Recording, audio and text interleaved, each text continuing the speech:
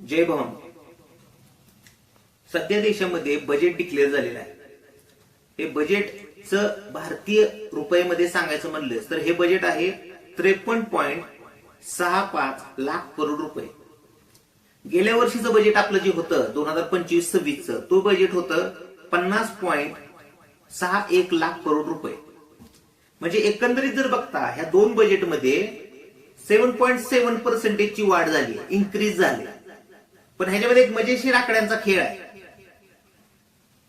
Billion dollars म्हणजे आपलं budget जर डॉलरच्या तुलनात्मक बघायचं गेलं तर गेल्या वेळेस आपलं बजेट होतं 584 बिलियन डॉलर्स आणि आज आपलं बजेट आहे 583 बिलियन डॉलर्स.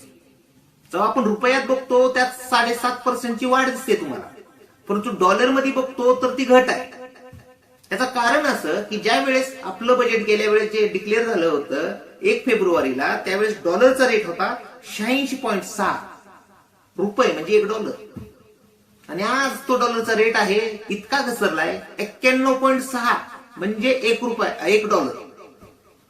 पण नीट जर विचार केला तर गेल्या वर्षी जी आपली संपत्ती होती जागतिक मूल्यांकनानुसार तेवढीच आज आपली संपत्ती देशाची आहे. देशाचं एकंदरीत प्रोडक्शन आहे. म्हणजे उद्याच्याला एक 10 वर्षानंतर जर आपला डॉलर हा 300 रुपये जर झाला आणि आपण आजच्या पेक्षा 3 पट जरी कमाई केली, उद्या 1800 बिलियन डॉलरचा जरी आपला अर्थसंकल्प झाला तर जागतिक मूल्यांकनानुसार 10 वर्षात आपली वाढ 0. त्यामुळे देशानं खास करून सरकारनं हा जो घसरता रुपया आहे त्याकडे जातीनं लक्ष देणं गरजेचं आहे. अन्यथा वाढ फक्त रुपयात होत जाईल, जागतिक मूल्यांकनानुसार त्याला काहीही किंमत नसेल.